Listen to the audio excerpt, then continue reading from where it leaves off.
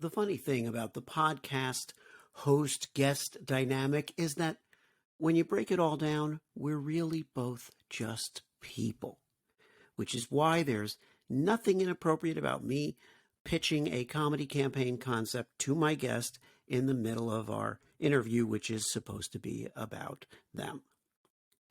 Is there? This is my conversation with Mellissa Tong. What if the truth came in a gel cap and we could just pop it in our mouths and forget about it? Well, it doesn't, and we can't. But we can laugh in the face of reality while plotting our survival. Welcome to the Truth Tastes Funny podcast. I am your host, Hersh Rephun, and if my guests can handle the truth, so can you. Open wide, folks. Here it comes.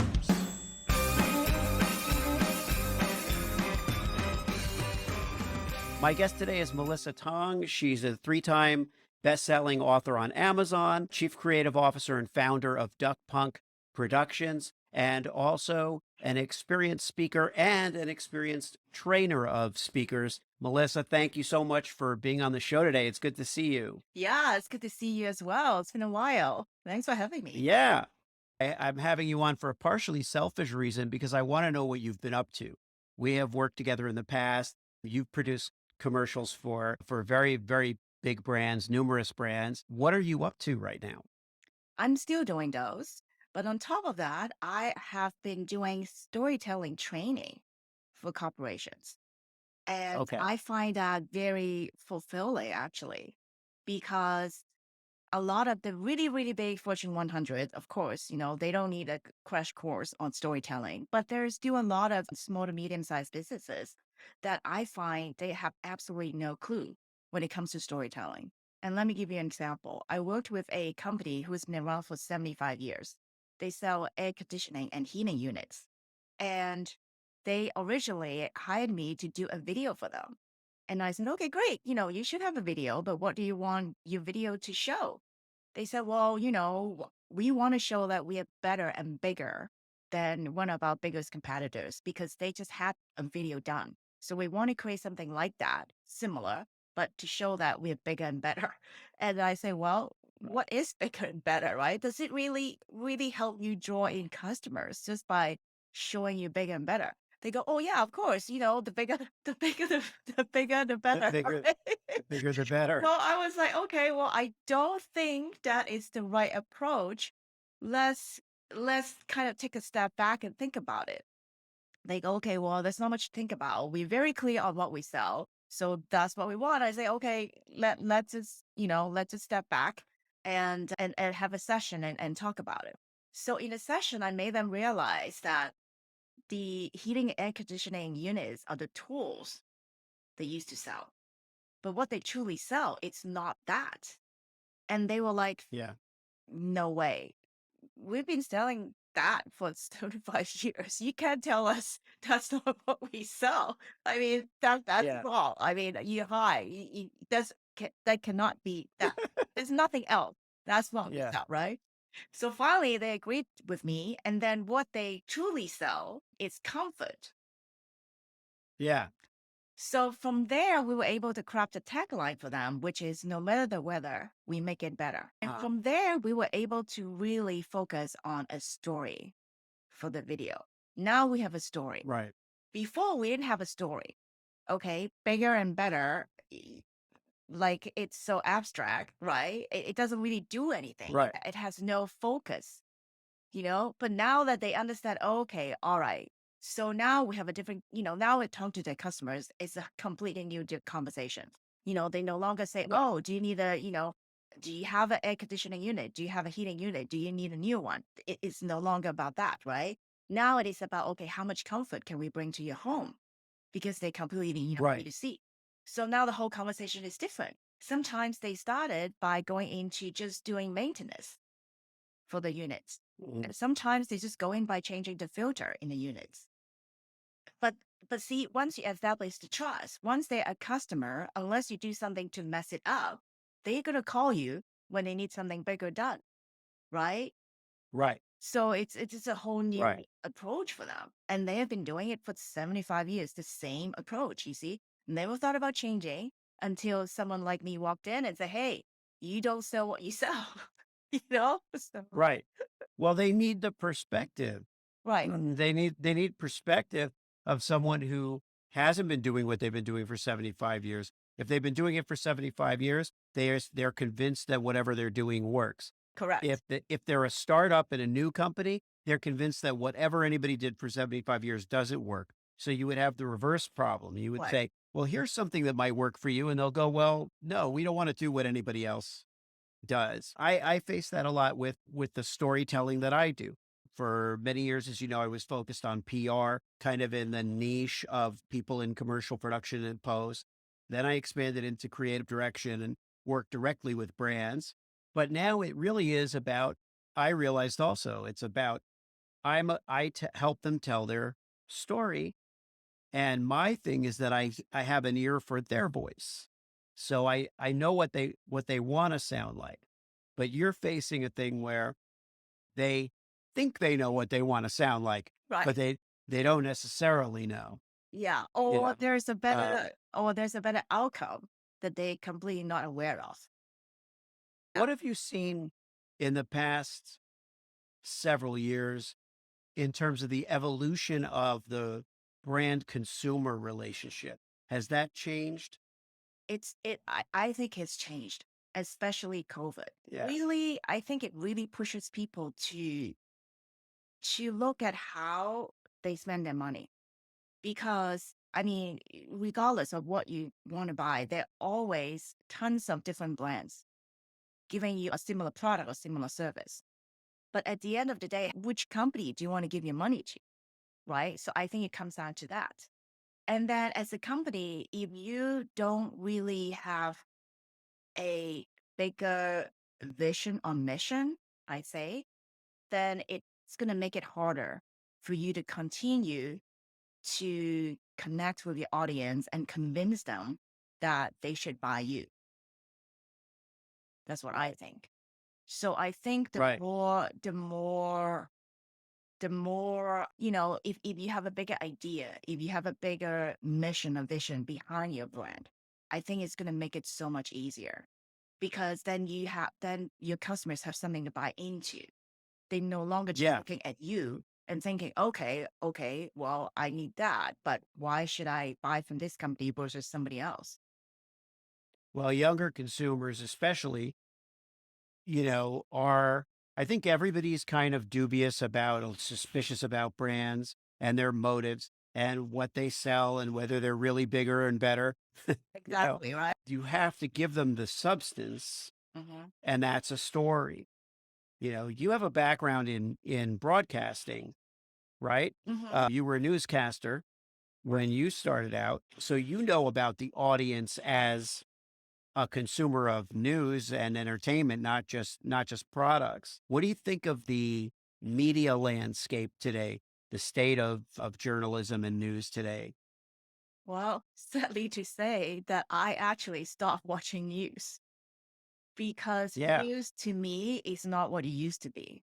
You know, news to me has become very sensational and yeah, it has sort of, at least to me, has sort of stepped away from journalism a little bit actually, you know? yeah, Before when I was in it and it was like 20 something years ago. And you're kind of bound to to tell it like you're bound to do your research, right? You're bound to like really dig up what the story is, and then you have to sort of say it, like nothing but the truth, right?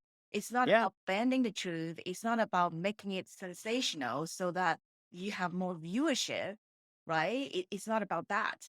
But now the whole news landscape has changed. Now it's no longer about that. It's kind of sad. Well, the shows that were, yeah, it is sad. Yeah, The shows that were tabloid journalists back then are mainstream now. right. That's what it feels like, that the networks, that the shows that were all about and those quote unquote journalists went on to become main newscasters.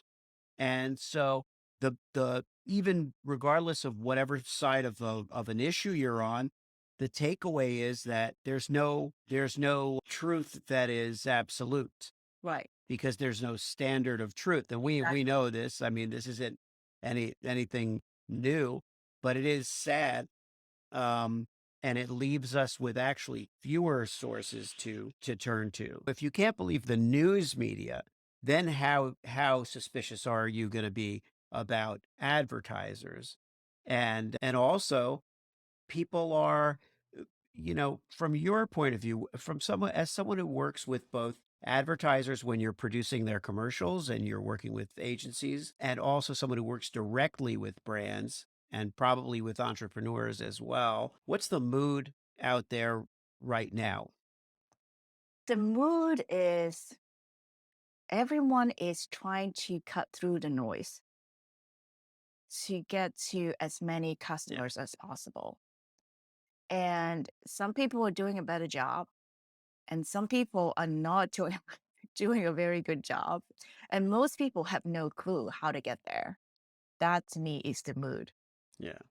It's kind of When you say that they don't have a clue how to get there, so when you're training people in speaking and in communicating, where do you start with a client? I really have to start from scratch with a lot of them because some of them have never really had a story put together about their brand at all. So I would have to start from scratch and really figure out why did they start the business in the first place? Like why, Yeah. right? And some of the people to this day they will still give me answers like, "Oh, I inherited the company from my parents, right? Or I got it, took it over, or something, right? Or I bought a franchise, or all these things."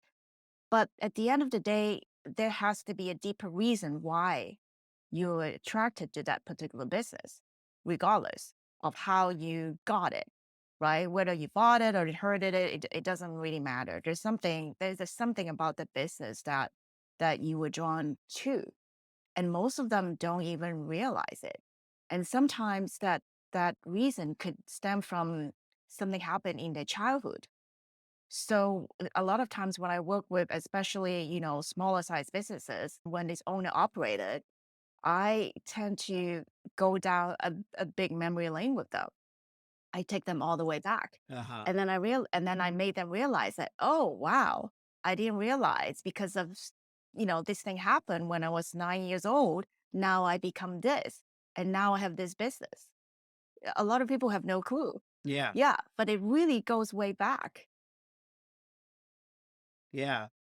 Well, take us back for you. You followed a through line of communication first and foremost, storytelling, even as you said in one of your videos when you didn't even know you were telling stories all that time. What's the what's the origin of that going back to your childhood? You see, it's funny you asked that because I'm the oldest in both on my mom and on my dad's side. So in a way, I was the first grandkid, growing up.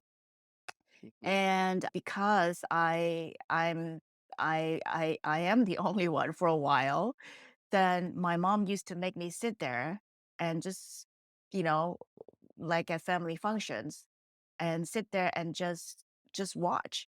So I used to watch all these adults, you know, talking, going back and forth in front of me, and I was able to tell who was telling the truth, who was not. I don't know how. Maybe because So that was like a game. yeah, it was sort of like an It was like a internal game that game you that played. I play with myself. I mean, I've never told Oh, my mom okay. about it. So I was sitting there watching, okay, so and so, this uncle, this aunts. Yeah, I mean, my mom has a huge family. So it's her uncles and her aunts. So it's just a lot of different, relatives, and everyone, has a very colorful, especially all the women, they all have a very, very, very colorful story to tell each other. And I could Yeah. tell, oh, okay, well, they're not really telling the truth. So and so it's like embellishing and lying. And so it's really telling the truth. I was just kind of watching and So you were a having journalist. fun. You're an investigative I was reporter.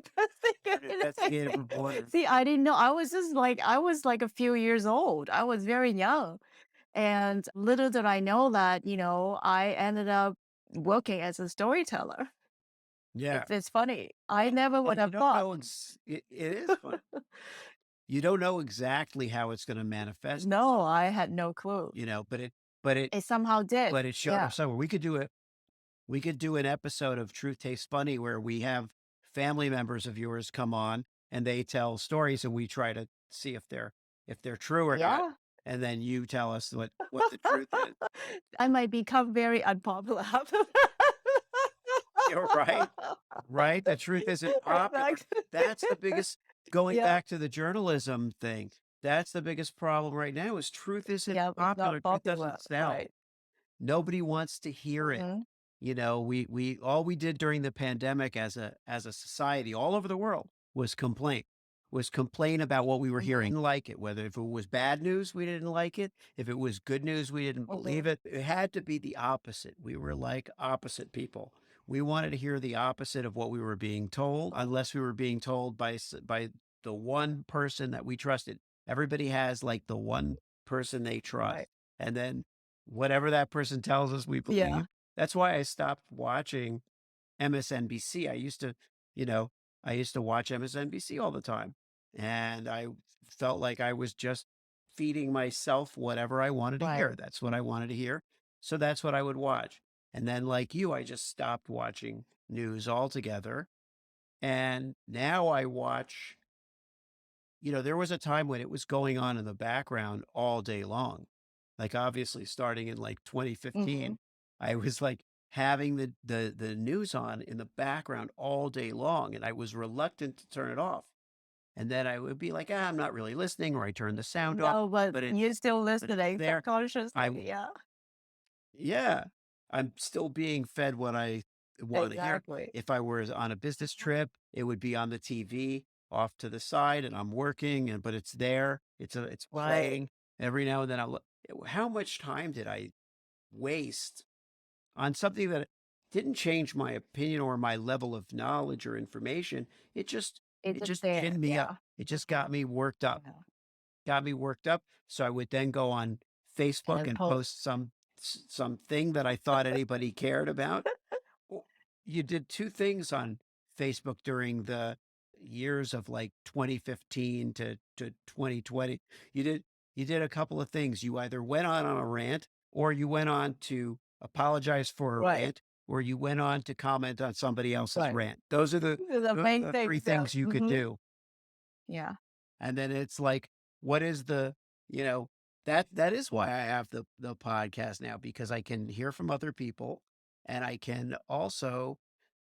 have a platform that's organized as opposed to, just ranting. And I do want people to hear this podcast. And that's why I am marketing it, or at least I'm at the part of the beginning of the effort to market it aggressively, because I feel like that's if it's going to be of value to some audience that I feel I relate to, and hopefully they don't all have my opinions, and I hope that it's helpful. Do you work with or come across a lot of brands that have a purpose driven element or a cause marketing element where they have some social action or something they're trying to accomplish? Well, everyone is trying, and sometimes they Yeah. may or may not have it. Like, for example, I did a storytelling training for Westin LAX. So I asked them, okay, do you have a deeper purpose? And they said, well, not really. I didn't realize that the Western hotels could be individually owned, although they're part of the big Marriott brand. Oh, I Yeah, didn't I know didn't know that. that, before working Yeah. with them. And they said, no, the owner decided to get into the hotel business and they love the brand and they like being part of Marriott. So they bought it. But no, there's nothing really, bigger than what it is. And I said, Right. okay, that's all right, right? At least you're honest about it. So at the end Yeah. of the day, we shifted how they sell themselves. They used to say, oh, we have hotel stays, we have special events, we have corporate events, we have weddings, we have blah, blah, blah. The list goes on, right? So now instead of saying all that, they say, we at Westin LAX, we provide customizable experiences. So whether Okay. individual just looking for a couple nights, right, to stay in town, or you're corporate trying to do your, events to market a certain product or service, or you want to have a wedding, right? I mean, they have it all. They even actually have a screening room that they never even advertised. I didn't even know they had one. Yeah. Yeah, they had a pretty decent sized screening room on premise. Yeah, Oh, exactly. So now yeah. they say, wait, we offer customizable experiences. What do you need? You see, again, it's about changing the conversation. And because we're able to do Yeah. that, now they have a new tagline for 2022, which is achieve your vision. So again, whether you're individual or corporate, whatever vision you have, they can help you achieve. But it also works on the internal sales side because whatever vision they have for themselves at the company, they could also achieve. So it worked both ways. Right. So they're like over the moon about it.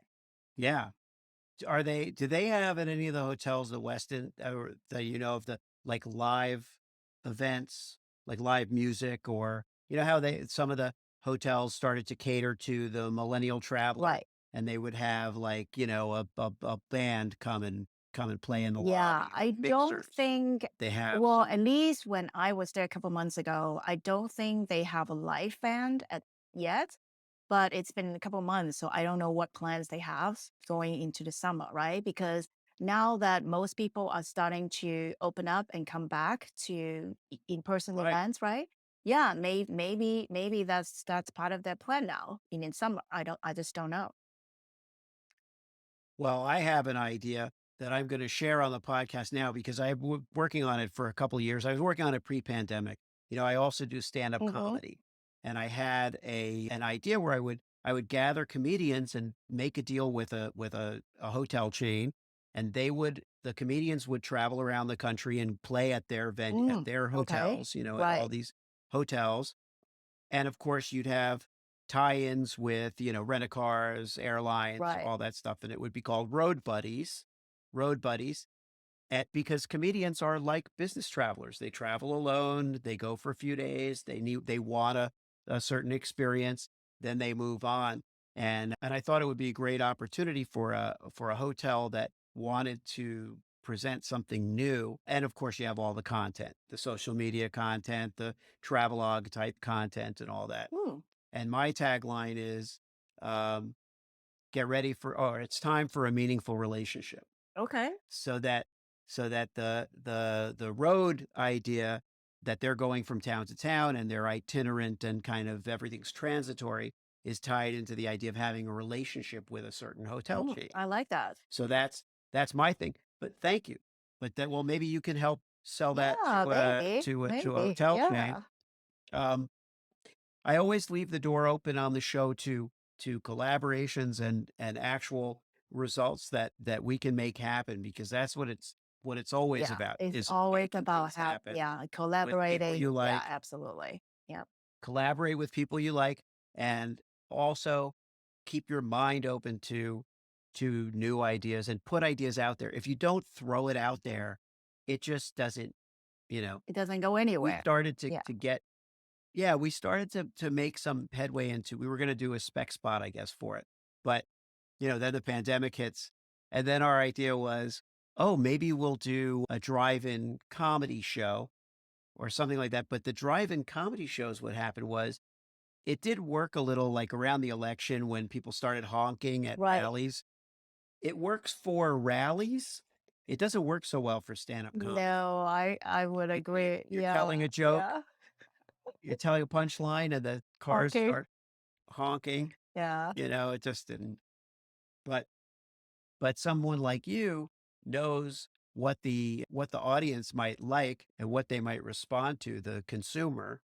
And you certainly have a good track record of convincing the brands to take another look at their, at their kind of preconceptions of who they are, Yeah, absolutely. I you like the know? idea.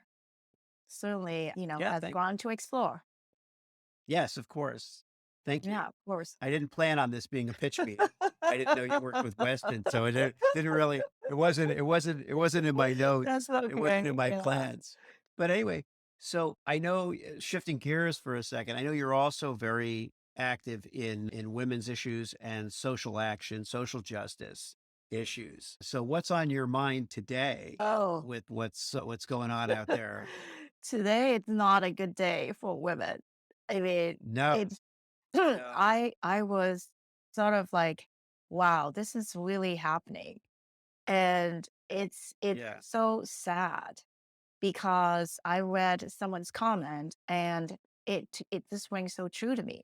It's like, okay, so the Supreme Court can decide if a woman should, you know, carry her baby or not, right? But yet the Supreme Court cannot decide if people should own guns that kill people. I'm like, that is so true. right, That is so true. What kind of a yeah, country we have become, you know? yeah. And it's today it's definitely not a good day for women. But at the same time, I feel like i- with everything that's going on, at the same time, we cannot just give up. I mean, we have to keep fighting. Yeah. We have to keep pushing. And who knows? I mean, I definitely don't want to just, say, okay, whatever, and be done with that. The problem is that if we throw in the towel on this, then who's Right. next? It's the same as with, when we're worried about authoritarianism and fascism and where's the country going and the problem with democracy becoming so slippery and becoming so, and granted, women are half of our Hmm. population. So of course that's a huge Right. setback. But we as a society have to understand the implications of removing the rights of a segment of the population. And what does that mean? Who's going to be next? Is it going to be people who immigrated into the country? Is it going to be people of a certain faith? Is it going to be people of a certain color and background? What's it going to be? They're going to, and if you think about the relatively small group of people who managed to manipulate Hmm. this and force this through, you know, we're ceding power to the I try not to get political on this show, but I will simply observe that this was accomplished by the same people who want to overthrow the government, Right. Right. the democratic system of government. I mean, that's not a judgment. Maybe that's a good thing. Right. Maybe we don't deserve democracy. Maybe from a different point of view, Xi Jinping may be right. I don't know everything. I'm just saying. I'm just saying. I'm Uh, not trying to force my opinion on anybody. yeah. I welcome on the show. I actually will put it out there that I welcome on the show someone who supports this decision and sees the value in it, because I also think that respectful dialogue, even funny dialogue, like that's what I use comedy for in life, is to get through the day. Right. Sometimes you have to stop and You laugh have to. at, Right. even the most Right. serious things. So I welcome all opinions on this show, but I was curious to get feedback from you, because I know it's something, these issues are of great importance to you. It is. And like I said, I don't really have any plans. I don't know what I I can do, but I'm definitely not giving up because Right. it is a very, very big issue. And I've actually seen people commenting even on LinkedIn. Like not long ago, I was reading this comment, from a guy, and he was saying that, he and his wife had to make the most difficult decision ever in their lives. about aborting the baby because there was something wrong with it. And even if they carry full terms and Right. it was just not going to be a good outcome. So they decided to abort it. Right. So there are different situations that people don't even think about. People right now they think very black and white, right? Okay, abortion versus no abortion. But there's so many different grays that people are not aware of. Yeah. And I think once you start listening to a lot of these stories that the other people tell, then you realize, oh, this issue is not so just black and white. And Right. and it is a huge set. So yeah, I don't really know. I don't really know how to move on from here, really. I don't. Yeah. Yeah. Well, to circle back around to the advertising world, which is where our conversation started and where our backgrounds are, to a great extent professionally. I think with everything we've seen happen, nothing happens in a vacuum. This decision has been a while on our radar, obviously, for not even before the leak, you know, but we've been watching all these different things come to pass, and I think that advertisers are in a different place now where they don't have the luxury of sitting on the sidelines of major issues. And this will be similar. Now, of course, certain brands can sit it out. No one's going to care what they think about certain things. But, it'll start to come out. It'll start to be, Nike and, other advertisers who are already invested in equality and fair representation. And I think that the trends that have already been put in motion in a positive sense will be tested now because these issues are going to start to play out over every single Yeah, I would agree with that. field. And I hope that, brands will actually take a stand because it is Yeah. too big of an issue for them not to. And some of them may think, oh, people don't care, blah, blah, blah. It's not true. People do care, you know? And the fact that you are Yeah. showing where you stand will help people decide whether or not they want to continue to buy from you. And it may hurt for a while, but at the same time, you cannot hide behind what you stand for anymore, in a way. I mean, it's, Yeah. I mean, with social media and a lot of brands have been found out. So I think it's Yeah. better to come clean, whether you're pro or not pro versus, hiding behind the fact and not picking a stand. Yeah. I agree. And it's not the most comfortable It's situation not to be in, right. but that's another part of, like going back to your childhood days, calling outliers at parties. It's it's not it's not It's not comfortable. It's comfortable. not Yeah. comfortable. Truth, Yeah. it's not comfortable, but you know what? It's a relief in a way once it's Right. out there on the table. And the fact is that for an advertiser to take a position is should be in many ways a relief to them because they may not have reconciled how they even felt as a governing board of a corporation, let's Right. say. They hadn't had to think Right. about it. And sometimes they make a decision that we don't like, and we might not, patronize that brand anymore. But that doesn't mean they made the wrong Right. decision. It means they came to terms with what they Right. believe. Exactly. And and that's what you do in a lot of ways is help a brand understand what they Right. believe, And it's to stay true to that. then figure out, Exactly. Yeah. yeah, stay Stay true true to to it. it. Yeah. Bigger isn't always Yeah. better, It's not about bigger and better. and Exactly. Yeah. it's not Yeah. about bigger or better. It's about Yeah. comfort. And so, I think that's awesome. What are you working on? I never know what I never know what's next, but all I know is I Right. want to continue to do storytelling training for brands. I also want to create some sort of storytelling training programs for women business owners because I think it's important that you start somewhere. And it doesn't matter what Yeah. size your business is. The thing is you have to start somewhere. You have to really look at what you truly sell because I think once you figure that piece out, it could be a game changer. And you can't just Yeah. be selling what you think you're selling. Thanks so much for tuning into Truth Tastes Funny. If you enjoyed the experience, please leave a 5-star review and share this podcast with your friends.